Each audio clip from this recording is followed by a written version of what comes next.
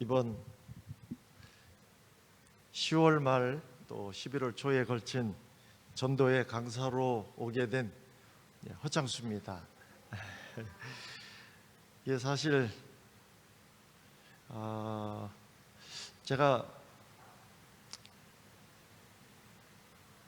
은퇴하기 전에 호남 앞에 있는 교회 가운데서 그래도 한 번이라도 전도회를 좀 솔직히 하고 싶어서 우리 구철남 목사님께 아주 조심스럽게 사실 전화를 좀 드렸어요. 어떻게 하다 보니까 저희 충청 앞에야 제가 이제 목회를 하는 동안이니까 여러 곳을 좀 하지만 어떻게 영남도 좀 제가 전도회를 좀 어떻게 해본 기회가 있었고 또 연합회 좀 있다 보니까 동중연합회도 또 서중연합회도 어떻게 전도회를 좀 하게 된 굉장히 아주 귀한 특권을 좀 누리게 됐는데 이제 가만히 생각해 보니까 호남앞에는 전도회를 좀 한번 이렇게 해본 굳이 해봤다면 제가 남미 선교사 있을 때 우리 청년들을 데리고 저 진도 인지리 교회에 와서 그때는 이렇게 학생 전도회처럼 이렇게 좀 해본 기억은 있습니다만은 어쨌든 일반 이 전도회를 어떻게 호남 앞에 있는 우리 교회 가운데는 한 곳도 제가 해본 좀 기억이 없어서 이제 얼마 남지 않았는데 은퇴가 꼭 좀 우리 한 곳. 근데 사실 이렇게 되리라고는 전혀 생각을 못했습니다. 제가 저를 잘 아는데 좀 저한테 어울리는 그 아담한 사이즈가 좀 있어서 나름대로 어디 좀 읍단이나 혹은 더 작아도 오히려 좀 큰 부담 없이 전도회를 좀 하고 싶은 마음에 조심스럽게 말씀을 드렸는데 사실 우리 목사님이 여기를 또 이렇게 말씀하시리라고는 생각을 못해서 너무 죄송스러운 거예요. 그래서 참 어떻게 해야 되나 하는 큰 부담은 좀 있습니다만은 그래서 떨리기도 하지만 또 준비도 좀 해야 하고 하는 여러 마음에서 제 자신에게도 그렇고요, 또 우리 교회도 그렇고 다시 한번 우리의 마음을 주님께로 좀 드리는 그런 시간이 필요한 듯 해서 이렇게 명절 끝에 어떻게 보면 좀 아직은 좀 여러 참 분주한 그런 마음일 수 있겠습니다만은 또 하나님께서 우리를 특별한 시간 속으로 인도해 주신다, 그렇게 좀 생각이 듭니다.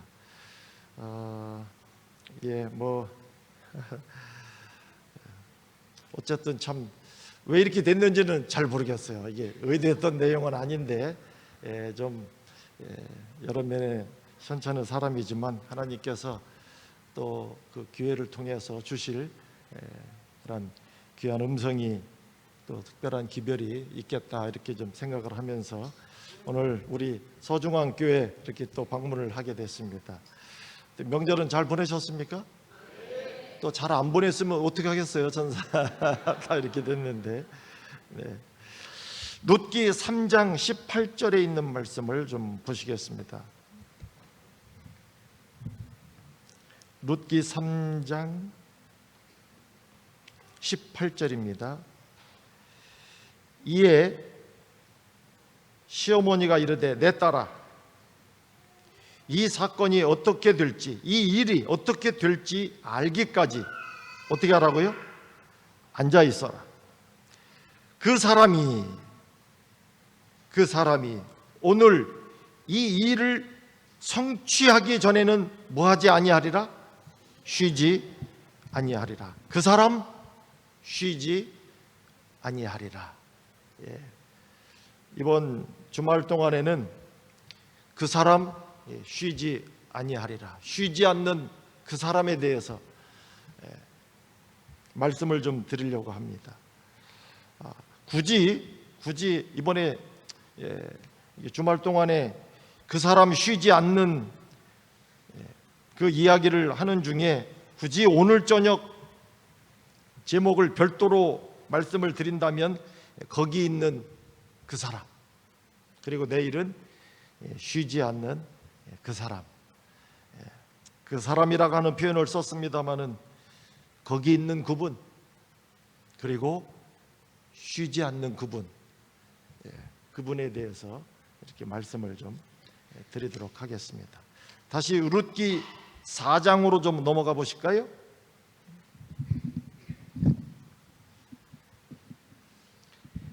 룻기 4장입니다.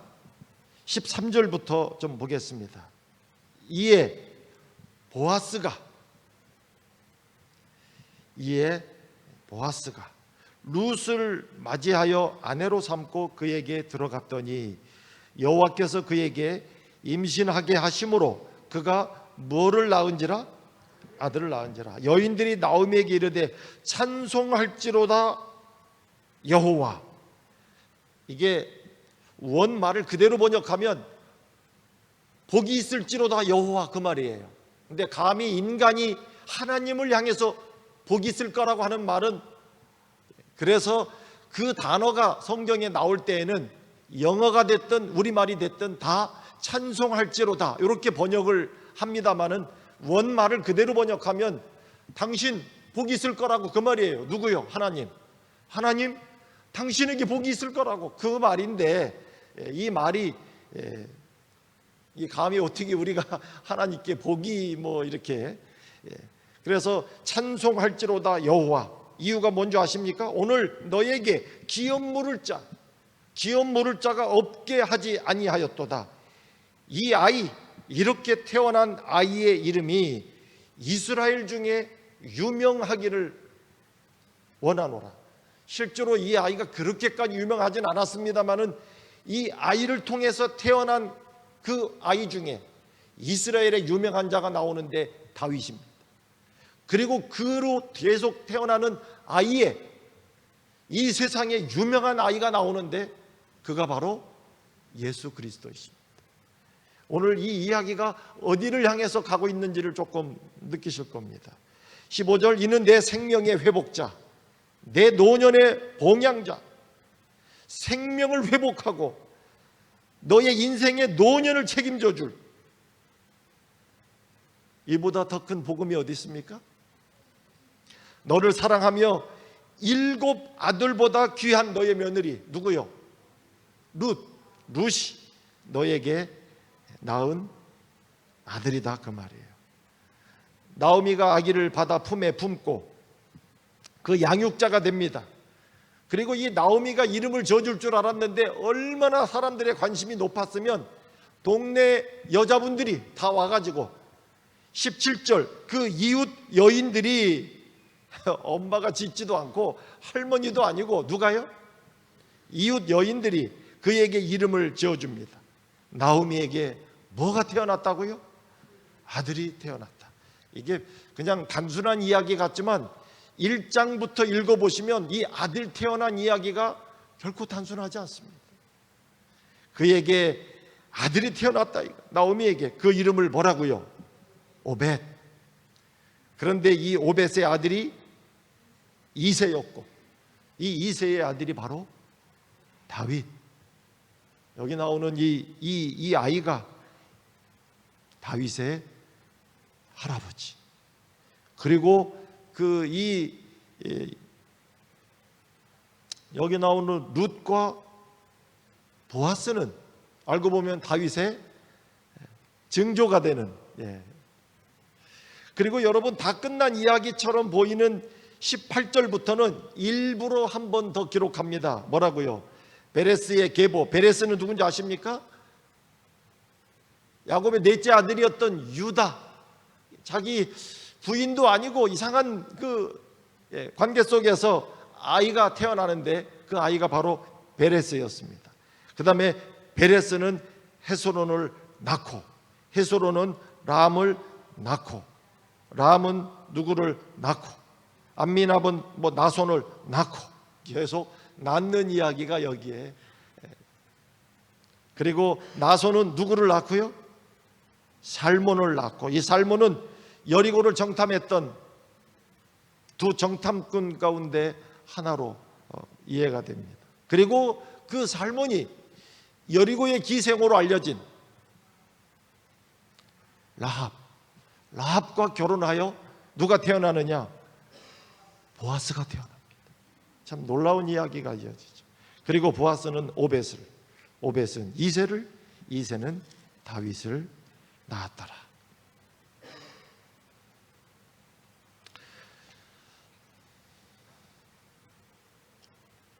사실 룻기 4장을 읽어보니까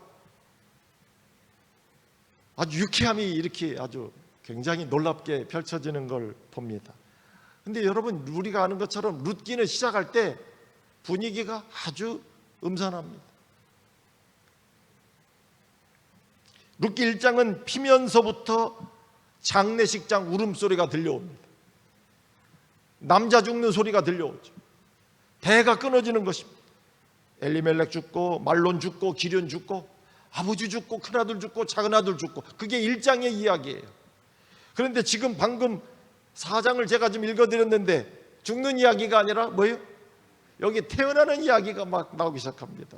분만실에 울음소리는 울음소리인데 아까는 장례식장 울음소리였고요, 지금은 분만실의 울음소리가 들려옵니다. 아들의 그 우는 소리가, 남자 태어나는 소리가 들려옵니다. 1장은 그 아이 죽고 두 아이 죽고 뭐 누구 죽고 근데 4장으로 오니까 낳고 이렇게 계속.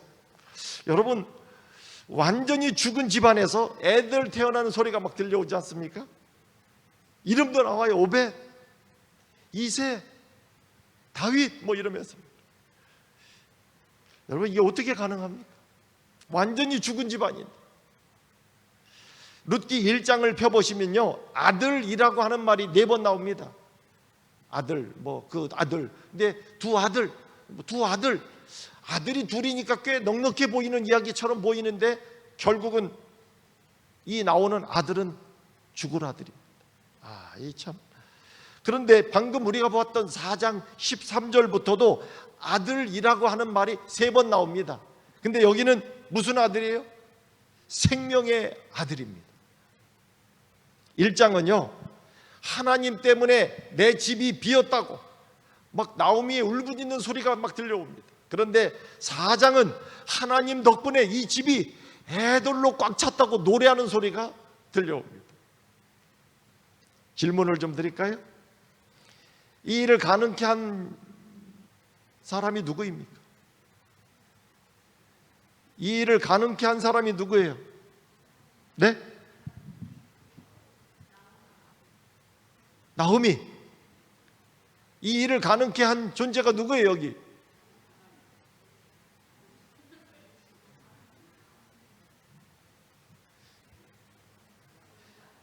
룻기서의 주인공이 누굽니까? 네? 자, 이 놀라운 일을 가능케 했던 존재가 누구예요? 대답이 쉽지 않습니까? 쉽지 않은 게 정상입니다. 언뜻 보면 우리는 룻기서를 보면서 룻 덕분에 이런 일이 가능한 모습으로 이렇게 보지만, 이 모든 일이 가능했던 이유는 물론 전체로 보면 하나님께서 하신 거 맞습니다. 그러나 굳이 여기에 나오는 사람 중에 이 모든 일을 가능케 했던 존재는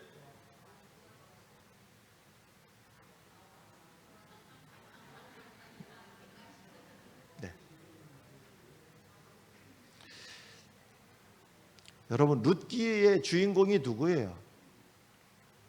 예? 고민 많이 하지 마세요. 룻기의 주인공이 누구예요? 룻. 네. 성경의 주인공이 누굽니까? 성경의 주인공이 누구예요? 우리예요?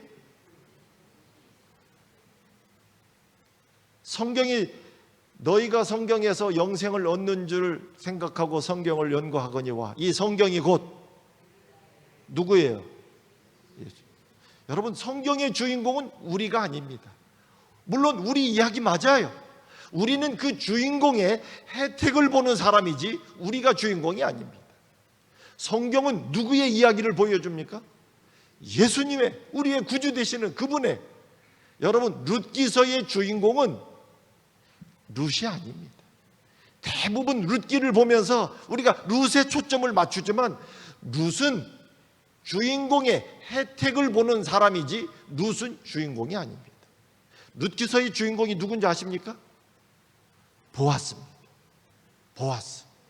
룻기서는 보아스에 관한, 근데 그것이 누구와 연결이 되고 있는 것뿐이에요? 룻과 연결이 되고 있는 거지.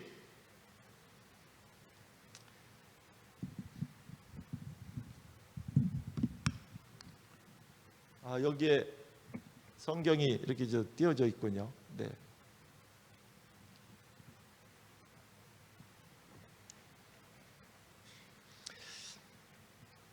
여러분, 룻기서는 보아스가 아니면 아무것도 아니에요.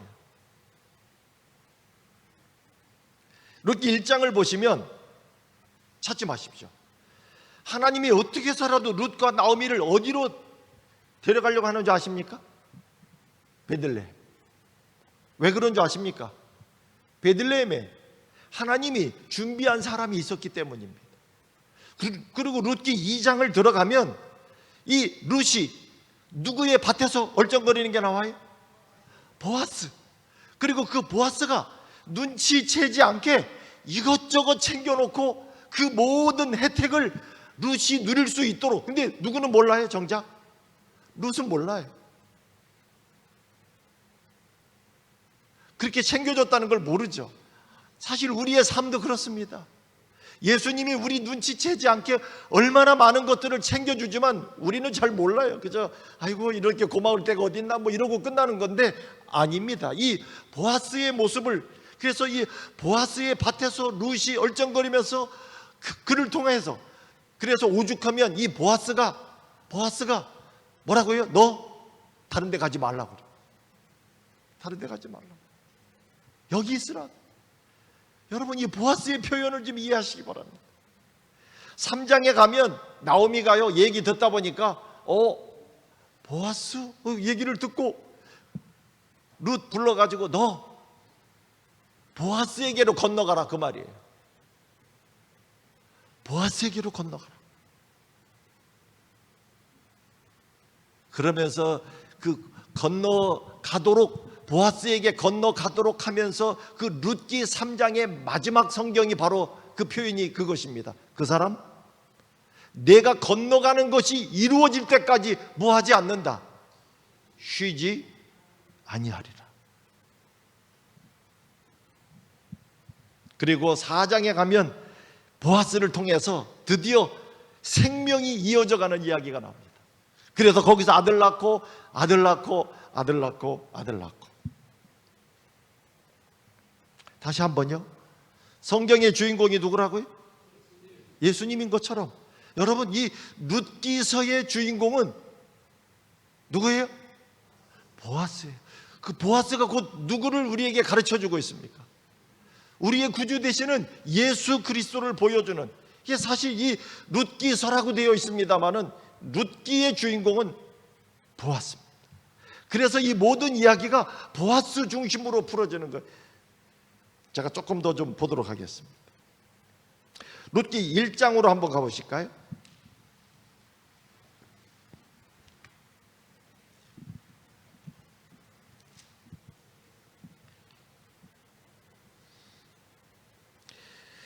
여러분, 룻기 1장 19절 이렇게 보시면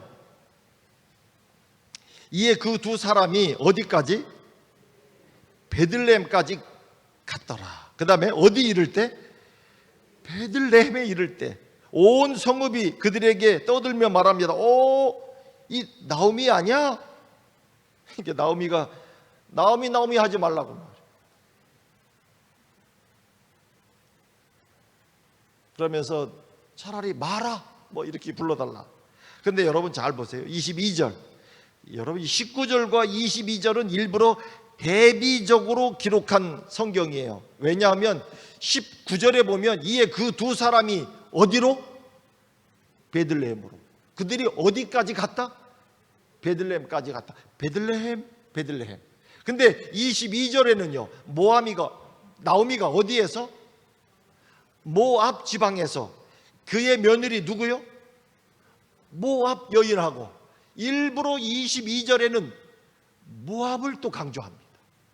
그래서 19절에 보면 베들레헴, 베들레헴, 22절에는요 모압, 베들레헴, 베들레헴, 모압. 왜 이 이야기가 반복되느냐? 어디냐 이거예요. 어디를 선택할 것인가? 사실 베들레헴 사람이었는데 모압으로 갔었어요. 그리고 모압 며느리를 데리고 지금 오는 거예요. 고향도 아니에요. 그래서 19절에는 베들레헴으로, 베들레헴까지, 베들레헴. 근데 22절에는요 아직도 1장을 마치지 않았는데 은근히 모압, 아직도 모압 냄새가 완전히 빠지지 않았어요. 그러나 보십시오, 22절에 제일 마지막 표현은 뭐라고 되어 있느냐? 어디 도착했다? 베들레헴에 도착했다. 그게 1장의 마지막이에요. 말씀드렸잖아요. 1장은 어떻게 해서라도 하나님이 그들을 베들레헴으로 가게. 왜요? 베들레헴에 누가 준비한 분이 있어요? 하나님이 준비한 분이 있었어요. 그가 누굽니까? 그게 바로, 아직은 이름은 나오지 않았어. 근데 왜 자꾸 이렇게 베들레헴으로 데려가려고 하느냐? 이유가 있었어요. 하나님이 준비한 그분. 그래서 베들레헴인가 모압인가? 베들레헴으로 갈 것이냐 모압에 있을 것이냐? 사실 우리의 삶이 결국은 이 선택에, 그러나 마침내 어디에 갔다고요? 베들레헴에. 이거 굉장히 중요한 거예요. 여러분, 저는 여러분들은 그냥 간단히 이렇게 보시죠. 모압 여자 데리고 모압에서 베들레헴에 왔네. 여러분, 간단히 나와 있는 것 같지만 베들레헴에 오지 않았으면 2장부터 있는 사건은 전혀 일어나지 않습니다. 아무 상관도 없는 이야기가 됩니다.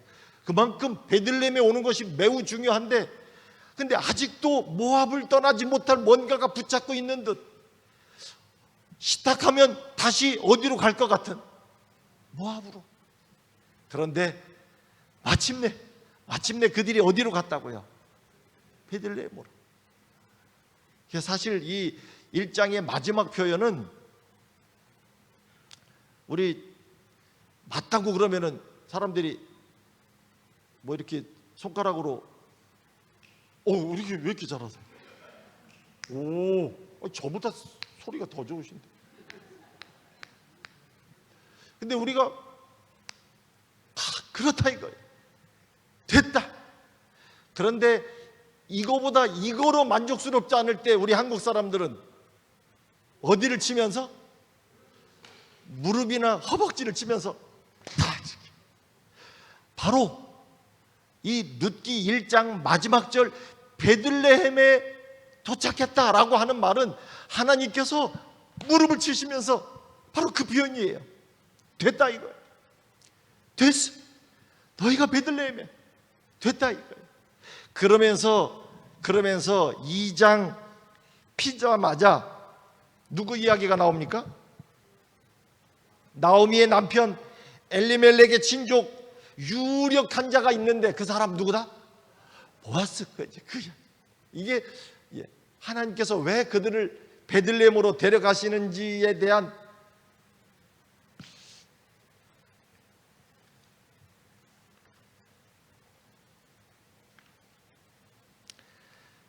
왜 베들레헴이라고요? 거기에 누가 있었어요?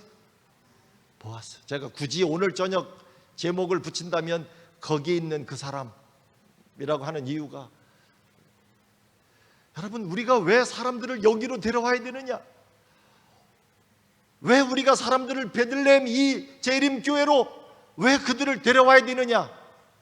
거기에 누가 계세요? 그분이 계세요. 그 보아스, 하나님이 준비한 우리의 구주 되시는, 이게 참 룻기서가 보여주는 것이 룻의 이야기처럼 보이지만 초점을 조금만 제대로 살펴보면 이것이 온통 보아스, 그 보아스를 만나게 하려고. 이번 전도회를 좀 앞두면서 이번에 우리가 그들을 이 베들레헴으로 데려오는 이유가 무엇인지를 오늘 이 룻기서를 통해서 다시 한번 우리 마음속에 하나님께서 깊이 새롭게 인식시켜 주시기를 정말 간절히 바랍니다. 네, 내가 너에게 만나게 해줄 사람이 있다 이거예요. 그 사람 만나면, 그분을 만나면, 여러분 사실 이 성경의 이야기는 어쩌면 건너가는 이야기입니다. 성경을 가만히, 특별히 구약 성경을 보시면 온통 건너가는 이야기입니다. 여기 나온 룻기서도 그래요. 베들레헴에 있다가 모압으로 건너가요. 그러나 하나님이 다시 어디로 건너가게 합니까? 베들레헴으로 건너가게 합니다. 그 다음에 이 룻이 나오미의 손 아래 있다가 너 보아스에게로 건너가라 그 말이에요. 다시 그가 보아스에게로 건너가는 이야기. 건너간 다음에 모든 일은 누가 책임져 주시는 거예요? 그에게만 간다면 이거보다 더 좋은 일이 없는데, 오죽하면, 근데 그것도 절차가 있었고 과정이 있었는데 쉽지 않았습니다. 그러나 내일 제가 집중적으로 좀 말씀드리겠습니다만은 룻기 3장에 저는 룻기서의 핵심 주제 성경절이 뭐냐 그러면, 많은 분들은 어머니 하나님이 나의 하나님이 되고 어머니 백성이 내 백성이 되고 하는 그 룻의 간증을 이야기하지만, 저는 우리도 그런 간증할 수 있어요. 그러나 룻기서에서 가장 중요한 표현은 그 사람, 이 일이 이루어지기 전까지는 뭐 하지 않는다? 쉬지 않는다. 그 사람 쉬지 아니하리. 이게 희망이고 이게 복음이에요. 그분이 이루어질 때까지 쉬지 않는 분.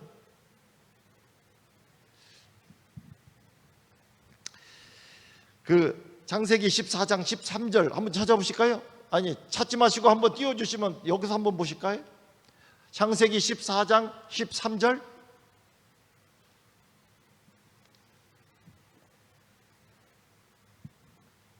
창세기, 네, 한번 잘 보십시오. 창세기 14장 13절에 보면 이게 아브라함 이야기예요. 근데 여기 그 아브라함의 조카가 잡혀가죠. 큰일 났어요. 근데 거기에서 도망 나온 사람이 있었는데, 이 도망한 자가 와서 누구에게? 아브라함 말고 그 앞에 또 있어요. 뭐라고 되어 있습니까? 어디 사람? 히브리 사람. 아브라함을 히브리 사람이라고 부르는 걸 보면 아브라함의 고향이 어디예요? 히브리? 아브라함의 고향이 히브리예요? 제가 이 내려올 때는 심각한 거예요. 이게 이런 대답이 나오면 이건 심각해서 제가 다시 올라가서 묻겠습니다. 아브라함의 고향이 어디라고요? 여기 나와 있잖아요. 어디 사람? 아니, 도망한 자가 와서 어디 사람? 왜 성경도 안 읽으세요? 지금 대답을 아예 거절하십니까? 다시 한번 읽어보세요. 도망한 자가 와서 누구? 히브리 사람 누구에게? 아브라함에게. 그래서 아브라함의 고향이 어디라고요? 왜 이렇게 대답이 우리가 복잡해집니까? 우리가 아브라함의 고향을 알거든요. 어디예요? 갈대아? 우루. 근데 왜 여기 히브리 사람이라고 그래요? 여러분, 히브리는 지역 이름이 아니에요. 근데 왜 아브라함을 히브리 사람이라고 불렀느냐? 이 히브리라고 하는 말은 그쪽 근동 언어 가운데 이브루라고 하는 말에서 파생된 말 중에 하나인데, 한마디로 저쪽이라고 하는 뜻입니다. 저쪽. 유프라데 강 건너 저쪽. 가나안 사람들이 볼 때 아브라함은 여기 사람이 아니었습니다. 어디 사람이에요? 저쪽. 근데 저쪽에서 여기로 뭐 한 거예요? 건너왔어. 근데 그 건너온 게 사람들이, 저 사람이 여기를 왜 왔나? 여기에 와서 뭘 얻으려고 할 만큼 아쉽지도 않고 가진 것도 많고 굳이 여기 와서 살 이유가 없어 보이는. 근데 그 사람이 여기를 건너왔어요. 그래서 그러다 보니까 아브라함을 부를 때 저쪽에서 여기로 온 사람, 그래서 뭐라고요? 히브리 사람, 히브리 사람 이렇게 불렀어. 이게 고향이 아니에요. 한마디로 아브라함은 저기에서 여기로 뭐 했다는 거예요? 건너왔다. 지금은 이런 말을 많이 안 쓰지만 우리 한국도 여자분들 시집 가면 아기 태어나서 그 애엄마 소리 하기 전까지, 물론 그 다음에도 좀 가끔 그렇게 부르기도 하지만 뭐라고 불렀어요? 서산서 시집 왔으면 서산댁, 광주에서 시집 오면 광주댁, 목포에서 오면 목포댁 이렇게 불렀어. 그래서 그가 비록 여기 와 있지만 어디에서 온 것을 기억하면서 한마디로 저 사람은 한마디로 서산에서 여기로 건너왔다 이 말이에요. 그래서 서산도 아니고 서산이라고 그래서 충청도 서산댁. 그래갖고 서울서 그 가정부 하는 역할하는 그 분 부를 때 보면 서산댁 이러고 불러요. 그가 어디서 왔는지를 이렇게 하면서. 그런데 한번 물어볼까요? 광주에서 태어나서 광주에서 시집 가서 광주에 살고 있으면 뭐예요? 장로님, 광주에서 태어나서 광주에서 시집을 가가지고 광주에 살고 있는, 그럼 뭐라고 불러야 돼요? 아니, 진짜 뭐라고 불러야 되는 거예요. 그렇게 되면 어떻게 보면 광주 출신의, 광주에서 결혼해서 광주에 살고 있는, 제대로 따져보면 정말 뭐라고 불러야 됩니까? 광주댁이라고 불러야 진짜 맞는 말인데 그렇게 불러야 안 불러요? 우리가 그렇게 안 부릅니다. 정말 광주댁 맞잖아요, 어떻게 보면요. 그래서 우리가 부르는 이 의미, 이쪽 사람들이나 우리나 이 부르는 의미가 좀 어느 정도 그런 면이 있습니다. 그래서 사실 여기서 태어나 여기서 결혼해서 여기 살고 있으면 진짜 광주댁인데 아무도 그렇게 부르지 않습니다. 저쪽에서 여기로 건너온 배경 속에 우리가 사용하던 그 이름이에요. 근데 아브라함을 히브리 사람, 이 사람이 여기 사람 아니에요. 건너왔어요. 저쪽 사람이에요. 그런데 여기를 왜 왔는지 사람들이 참 이상했어요. 그러나 여러분, 아브라함, 이 믿음의 조상, 이 아브라함의 제대로 된 출발은 저쪽에서 여기로 건너왔다는 데 있었습니다. 하나님의 뜻에 따라. 오죽하면 내가 어디로 가야 가는지도 잘 알지 못하고, 우리 성경이 그렇게 표현합니다. 그런데요, 저기로 가라고 그러니까 가는데, 여기 보조와 선지자 상권 120페이지에요 이런 표현이 있습니다. 아브라함에게 있어서 이 세상에서 가장 행복한 곳은 하나님께서 그로 있기를 원하는 바로 그곳이었다. 그러니까 하나님이 있기를 원하는 데 있는 것이 그의 가장 뭐다? 행복. 여러분, 여기서 사는 게 정말 그 모습이 형편없고 어려우면은 뭐 어디 간들 여기보다 못하랴 할 수 있어요. 그러나 아브라함은 여기서 굉장히 자리 잡은 사람이에요. 여기보다 더 좋은 데가 있다는 말 쉽지 않아요. 그런데도 아브라함은 하나님이 너 저기로 가라, 어딘데요? 거기 뭐가 있는데요? 묻지 않습니다. 그저 하나님이 내게 있으라고 하는 것이 내게 가장 행복한 곳이다 라고 하는 표현을 하는 걸 보면 여러분, 이게 참 굉장히 의미 있는 말이에요. 그리고 제가 같은 보조와 선지자 상권 122페이지에 여기 이렇게 썼더라고요. 아브라함은 다시는 돌아오지 않으려고 그들의 조상의 땅을 떠나고 있었다. 다시는 안 올. 여기가 얼마나 좋은 데인데, 여기 다 자리 잡은 데요. 여기서 사는 것보다 더 좋은데 쉽지 않았습니다. 그런데도 다시는 돌아오지 않으려고. 왜요? 하나님이 저기로 가라고 하시니까. 근데 그래서 아브라함은 믿음으로 강을 건넙니다. 사람들이 그를 뭐라고 불렀어요? 히브리 사람. 근데 왜 건너는 것이 중요합니까? 건넌다고 하는 것은 소속을 바꾸는 거예요. 사실 교회 온다고 하는 거 사람들이 때로는 왜 어려워합니까? 이 교회 이게 나오면 이거 완전히 소속을 바꾸는 거예요. 저 세상에 있던 사람이 주님의 사람으로. 이거 완전히.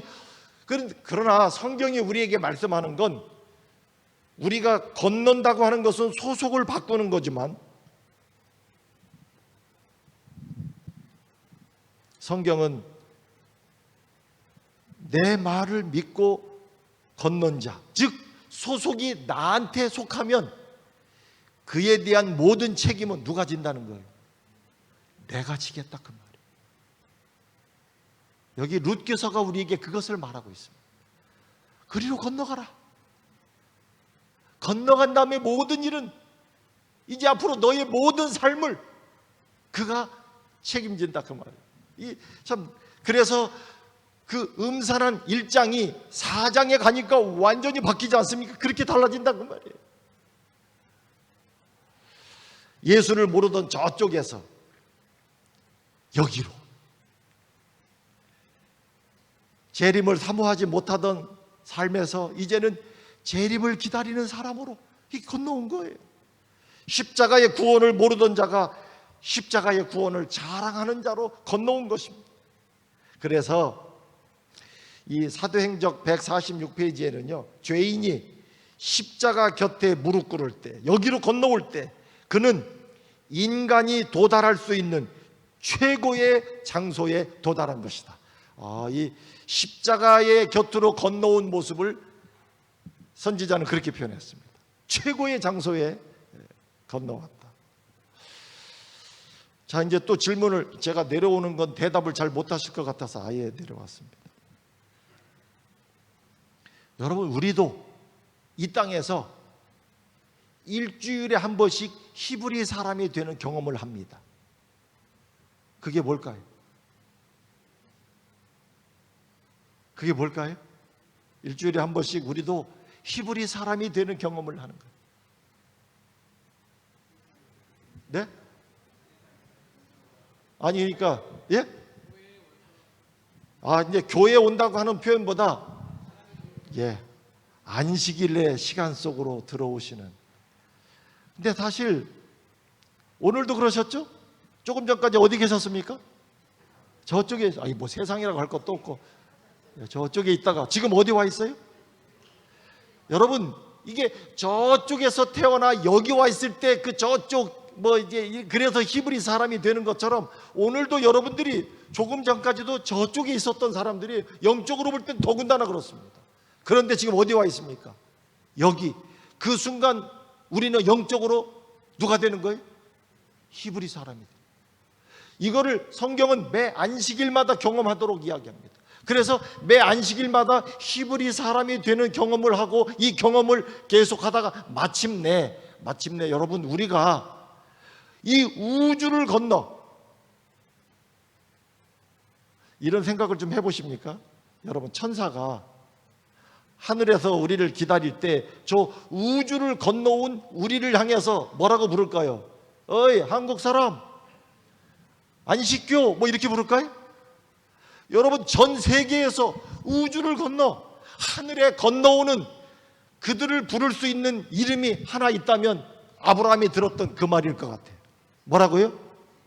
어이, 히브리 사람. 왜요? 하늘에서 볼 때는 우리가 어디 있었는데? 저쪽에 있었는데 어디를 건너? 우주를 건너 마침내 하늘에 오는, 이게 아브라함이 유브라데를 건너 가나안 땅으로 오는 경험이, 이스라엘 백성이 홍해를 건너 애굽에서 가나안으로, 요단을 건너 가나안으로 건너오는 이야기가 이렇게, 그러니 그들을 뭐라고 부르는 것이 마땅합니까? 히브리 사람, 저쪽인데 여기 와 있는 사람. 오늘 우리가 이 땅에서도 안식일은 바로 그것입니다. 우리는 저쪽에 있었던 사람들이, 그런데 어디 와 있습니까? 여기 와 있습니다. 그래서 뭐라고 부른다고요? 옆에 보시면서 한번 불러줘 보세요.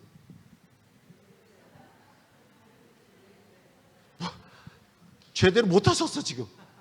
그렇게 하시면 안 돼. 그래서 부를 때 저희 충청도에서는 그냥 확이 못 적으면 어이 어라고 이렇게 불러요. 어이 이렇게 해놓고 히브리 사람 이렇게 한번 좀 해. 아니 그게 굉장히 세련된 말인데 장로님 너무 촌스럽게 좀 하신 거예요. 그러나 여러분, 어쩌면 오늘 내 곁에 있는 이 사람, 히브리 사람, 저쪽에 있었던 우리가 여러분, 이것을 우리로 하여금 안식일마다 일주일에 한 번씩 경험케 하시는 것이, 그래서 이 땅에서 히브리 사람 되고 히브리 사람 되다가 마침내 영원한 하늘 히브리 사람으로 되는, 여러분, 그래서 성경은 건너가는 이야기. 이번 전도회를 통해서 우리가 사람들을 여기로 왜 건너오게 하는 거예요? 그들도 우리처럼 영원한 히브리 사람,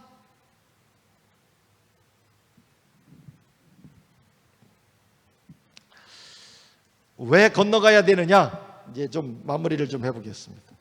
그 건너가는 베들레헴에 내일 좀 보겠습니다마는 유력한 사람이 있었습니다. 누구라고요? 보아스. 자, 그런데 룻기 3장, 내일은 이 부분을 살피지 않기 때문에 이 부분을 조금 오늘 말씀을 좀 드려볼까요? 룻기 3장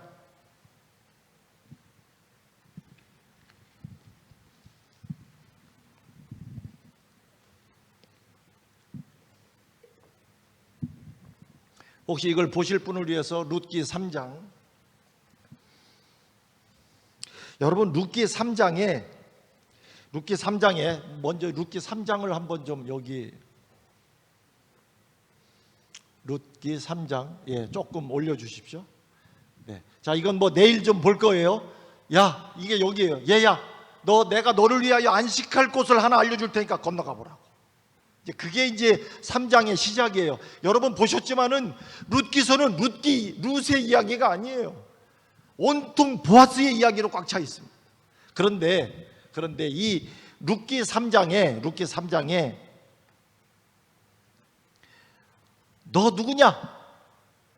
너 누구냐라고 하는 말이 딱 2번 나옵니다. 너 누구냐? 하나는 어디에 나오느냐면, 이게 히브리 말에 미아트라고 하는 말을 쓰는데, 정확하게 번역하면 너 누구요? 그 말이에요. 너 누구냐? 근데 이게 어디에 나오느냐? 9절입니다. 9절 한번 보십시오. 9절 여기 조금만 올려보세요. 자, 됐습니다. 9절 가로대. 이거 누가 하는 말이에요? 지금 보아스가 하는 말입니다. 뭐라고 물었습니까? 너 나와요 안 나와요? 9절 여기에 저쪽이 이상하네요. 내가 이게 이렇게 좀 덜 나오는데요. 다시 말해서 여기 말이 그 말이에요. 미아트, 너 누구냐? 그 말입니다. 너 누구냐? 그랬더니 당신의 여종 뭐 누구고 이렇게 설명을 합니다. 근데 이 말이 똑같이 16절에 또 나옵니다. 올려줘 보세요. 16절. 자, 16절에 보면 잘 나왔습니다. 이번엔 룻이 시어머니에게 갑니다. 그랬더니 그 시어머니가 가로되 너 누구냐? 이렇게 나와 있습니다. 똑같은 미아트라고 하는 말로 썼어요. 너 누구냐? 그런데 표현이 그렇게 되어 있어요. 그가 이르되 너 누구냐? 여기는 성경을 이상한 걸 쓰시네. 왜 여기는 잘못됐죠? 혹시 이거 여기 성경을 이상한 거 쓰시네. 예? 혹시 개역 개정판 참여하고 성경 붙어 있는 거 혹시 갖고 계십니까? 거기 뭐라고 되어 있습니까? 거기는 그가 이르되 너 누구냐? 맞아요 안 맞아요? 예? 거기에는 안 나오고 밑에 뭐라고 나와요? 뭐라고 되어 있습니까? 너 누구냐? 근데 여기는 왜 이상하게 나왔어요? 잘 보십시오. 이 말은 아까 보아스가 묻던 말하고 똑같은 말이에요. 미아트, 너 누구냐? 그런데 이 16절에 가니까 이 시어머니가 며느리가 들어오는데 뭐라 그래요? 미아트, 즉 너 누구냐? 그 말이에요. 그런데 여러분, 시어머니가 며느리가 들어오는데 너 누구요? 어떻게 보이십니까? 지금 30년 만에 만났습니까? 아니에요. 얼마 전에 갔다가 지금 온 거예요. 들어오고 있는데 이 시간에 들어오면 뻔합니다. 그리고 못 알아볼 정도로 그거 아니에요. 그런데 이 시어머니가 뭐라 그래요? 이렇게 하더니 너 누구요? 이상하죠? 그래서 이 말을 이렇게 번역을 제대로 하기에는 이게 조금 내용상 시어머니가 어떻게 너 누구요? 좀 이상하거든요. 그래서 이것은 어떤 의미라고 봤어요? 너 갔던 일이 어떻게 됐냐? 어떻게 됐어? 그 말이다 이거예요. 그런데 그렇게 써놓고 보니까 장로님 원 말뜻이 그게 아닌데 해석에 가깝게 그냥 그렇게 했는데 해놓고도 부담이 있는 거예요. 그래서 거기다가 각주를 달았습니다. 번호 써놓고 원래 뜻은 뭐였다? 너 누구냐? 그 말이에요. 이 말에 근데 여러분 이 성경을 원래 기록하던 사람이 이걸 잘못 썼을까요? 아니면 이 시어머니가 갑자기 들어오는데 막 그때만 순간적으로 갑자기 이렇게 이상해가지고 너 누구냐? 여러분 이게 정신 나간 소리로 일부러 이렇게 기록한 거 아닙니다. 이 성경이 지금 우리에게 뭔가 중요한 거를 말하고 있는데 실성한 소리를 여기다가 적었다. 여러분 그거 아니거든요. 그런데 한번 잘 들어보십시오. 너 누구냐? 라고 말할 때 때로는 너 이제 누구냐? 라고 말을 할 때 혹시 어떤 아까 너 누구요? 이러니까 조금 이상한 것 같은데 제가 정색을 하면서 너 이제 누구냐? 라고 말할 때 어떤 의미가 혹시 느껴지십니까? 어떤? 네. 너 이제 그래서 이 표현은 너 이제 누구에게 속한 자가 되었는지를 확인하는 이야기예요. 건너가라고 보냈거든요. 물론 어떻게 됐느냐고 묻는 말이 맞아요. 그러나 엄격하게 따지면 너 누구냐 그러면 제대로 건너갔는지 그에게 속한 자가 되었는지 너 이제 누구에게 속한 자가 되었는지. 여러분 때때로 주님도 어떻게 됐어? 우리한테 그렇게 묻는 게 아니라 항상 주님의 표현은 너 이제 누구냐 이거예요. 너 이제 누구냐? 단순한 룻기서의 이야기지만 여러분 보는 각도에 따라서는요 정말 우리들에게 아주 특별한 깊은 부분들을 좀 다루어주고 있는 것을 좀 보게 됩니다. 자, 그래서 이 너 누구냐? 제대로 건너갔는지를 이 건너간 자를 위하여 하나님이 준비했던 사람, 이제 이 이야기는 뭐 오늘 자세히는 하지 않겠습니다. 기업 물을 자 보아스였어요. 근데 이게 그 보아스에게 건너가는 게 그렇게 단순하지 않았습니다.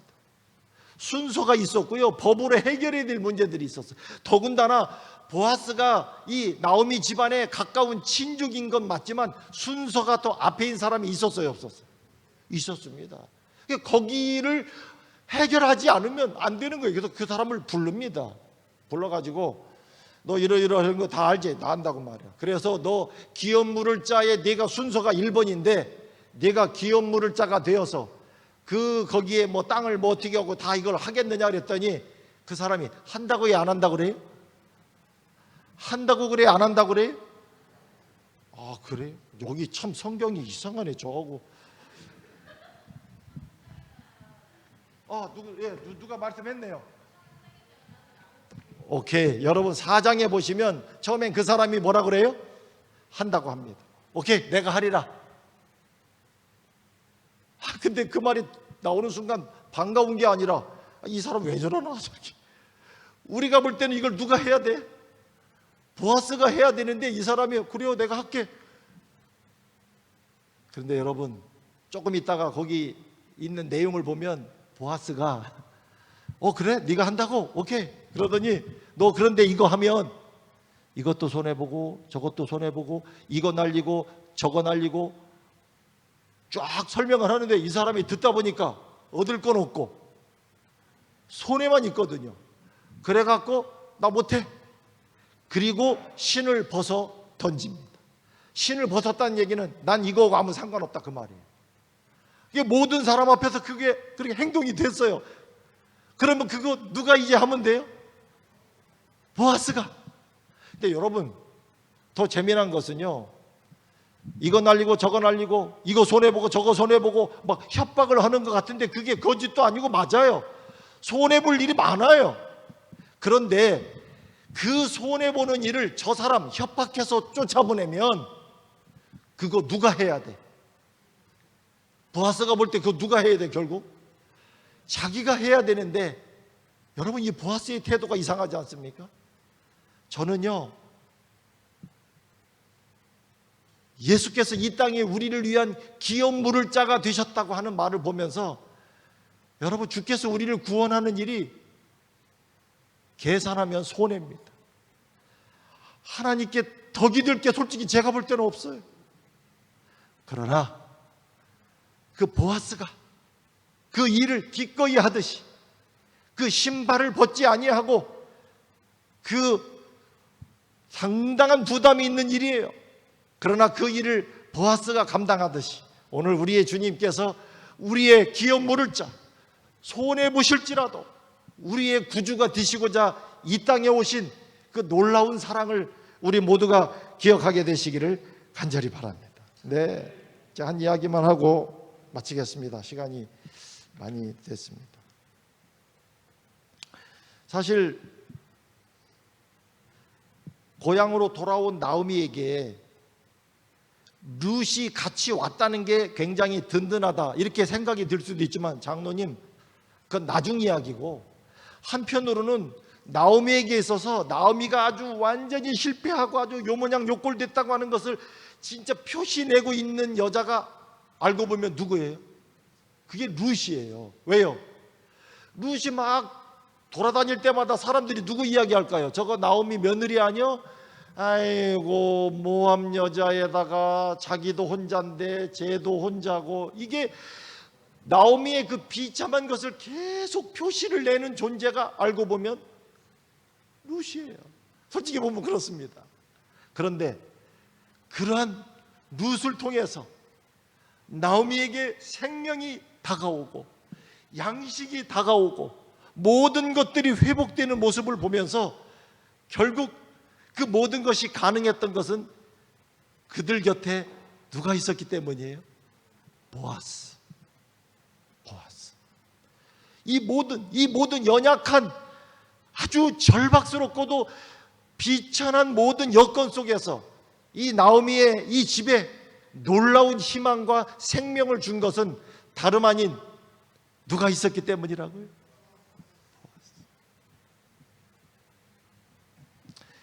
미국의 한 자전거 경매하는 이게 좀 오래된 이야기입니다. 자전거 경매하는 장소가 있었는데요, 자전거 경매 소식이 붙자 거기에 사람들이 많이 모였습니다. 근데 그렇게 많이 모인 중에 거기 한 7살쯤 돼 보이는 꼬마가 있었습니다. 근데 지금은 자전거가 별거 아닌데, 이게 그 당시만 해도요, 오죽하면 그 와이프님께서 자전거 타는 문제, 사진 찍는 거, 그 당시엔 그게 엄청난, 지금 여러분 이게 뭐 자전거 하나가 지금 캠핑카 하나 뭐보다 더 그런 거예요. 근데 이제 그 자전거 경매가 이게 나와서 이제 하게 되는데 사람들이 모였는데요. 사람들이 이제 처음에 자전거가 나오고, 이제 그러면 경매는 아시는 것처럼 부르잖아요. 이거 얼마, 누가 얼마 10불 뭐 이렇게 또 더 위에 부르고, 그 가장 그래도 그 중에서 비싸게 딱 한 사람이 이제 이렇게 가져가는데, 근데 이 꼬마도 자전거 하나 사보겠다고 왔는데, 이 아이는 물론 아이에게는 적은 돈은 아니었지만 5불, 우리로 따져보면 한 5, 6천 원 정도 이제 갖고 온 거예요. 근데 이제 이 아이는 이 자전거가 나올 때 혹시라도 누가 탈까봐 자기가 손에 기회를 놓칠까봐 무조건 제일 먼저 부르는 거예요. 5불. 근데 그게 5불 그렇게 바로 옆에 있던 사람이 30불, 35불, 뭐 40불 뭐 이렇게 하면서 결국은 가져가고, 이 아이는 또 두 번째 자전거가 나오니까 5불 이렇게 5불.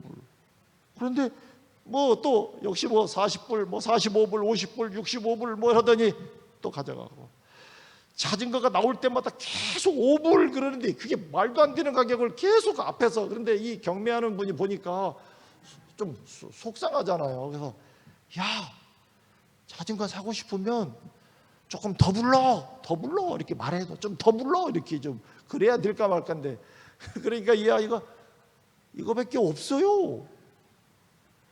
야, 가서 엄마한테 더 달라고 그래 이렇게. 엄마는 병들어 누워 있고요. 아빠는 직업을 잃어버렸어요. 근데 나는 동생한테 자전거를 사주겠다고 했는데 자기가 그래도 갖고 올 수 있는 돈 그걸 뭐 들어보니까 사정은 딱한데 이게 뭐 값이 뭐 맞아야 되는 거죠. 또 다시 또 시작됩니다. 자전거 나오니까 5불 뭐 그런데 또 역시 뭐 50불, 70불 뭐 이렇게 해서. 근데 여러분, 그 많았던 자전거가 다 끝나가고 이제 딱 하나 남았는데, 더군다나 제일 비싼 거, 사람들이 그거 그날 하려고 다 온 건데 오늘의 마지막 자전거입니다. 자, 시작합니다. 그랬더니 그 아이가 또 뭐예요? 5불. 매가리도 없죠. 5불. 자, 이제 중요한 질문이에요, 장로님. 어떻게 됐을까요? 잘 모르셔 지금 보니까. 어떻게 됐을까요? 그 비싼 자전거를 5불에? 그렇게 쉬운 것 같으면 제가 어떻게 됐을까요?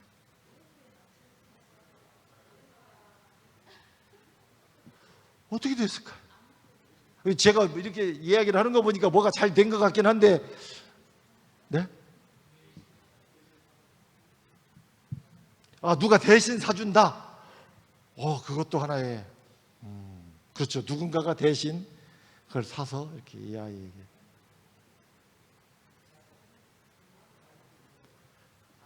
아, 입찰을 안 해. 그러면 그 아이 혼자만 들었기 때문에 가장 현찮은 값을 불렀지만 최고의 값이 될 수 있는, 야, 그것도 하나의 또.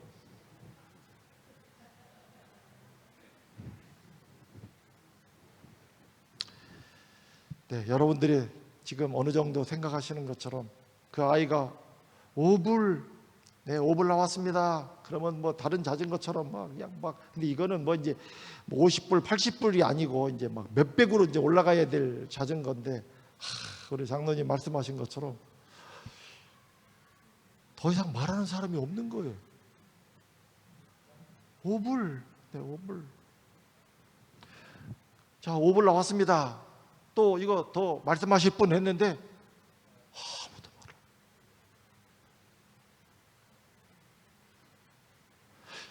여러분, 더 이상 얘기를 안 하시면 이 비싼 자전거는 이 5불의 이 아이의 것이 되는 겁니다. 다시 한번 경매사가 이야기했어요.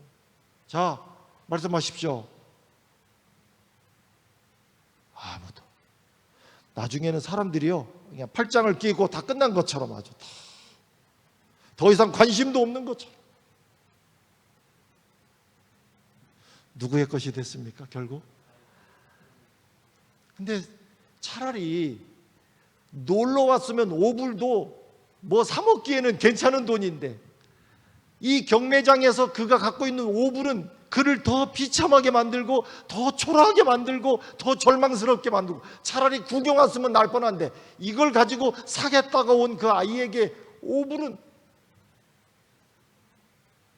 근데 여러분, 그 초라한 5불도 거기 모인 사람들의 배려를 받다 보니 그 5불도 역사가 일어납니까? 네, 그 5불도 그렇게 되는 것입니다. 전 룻의 모습을 보면 그거예요. 그저 뭐 5불 내용을 보면 온통 그런 거로 꽉 차 있는 이야기 같아요. 근데 여러분, 보아스 하나를 만나다 하나님이 준비한 그분, 그곳에 있는 그분을 만나고 나더니, 여러분, 안식일교회 나간다고 사람들이 우리를 부러워하던가요? 엄청난 교회 다닌다고 어쩌다가 그런 교회를 다 가게 됐느냐고 부럽다고 막 사람들이 그렇게 합니까? 안디옥 교회를 가지 왜 하필이면 안식교를 가느냐고 혹시. 제가 우리 교우님들하고 어디 갔다 오다가 어느 도로를 읍에 이렇게 도로를 지나가는데 그 길 옆에 엄청나진 않아도 우리 교회가 길 옆에 잘 보이는데 이렇게 딱 안식일 교회라고 써져 있어요. 그랬더니 야 역시 우리 교회 뭐 저는 그럴 줄 알았더니 얼라 어떻게 우리 교회가 저런 데 다 있디야? 그래. 왜? 우리 교회는 길 옆에 있으면 안 되는 거예요? 아니 우리 교회는 길 옆에 잘 보이면 뭐 안 되는 거예요? 아니 우리 교인 얼라 어떻게 우리 교회가 저런 데 다 있디야? 참. 그런데도 여러분 이 교회가 왜 희망이 있습니까? 왜 사람들을 우리가 이 베들레헴으로 데려와야 합니까? 이곳에 진리 되시고 생명 되시는 내가 이 교회의 주인이라고 말씀해 주시는 누가 계시기 때문이에요? 예수 그리스도.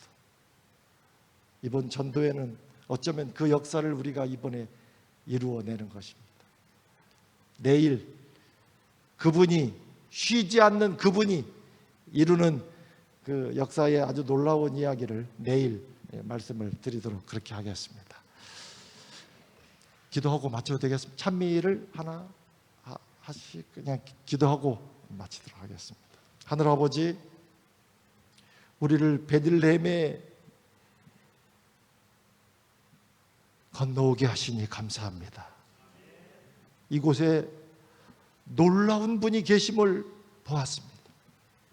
우리의 보아스 되시는, 우리의 생명의 구주 되시는, 우리의 모든 것을 책임져 주실 그분, 우리의 보아스, 오늘 그 주님을 인하여 마음껏 기뻐할 수 있는 축복된 저희가 되도록 오 주님 함께해 주시옵소서. 예수님 이름으로 기도합니다.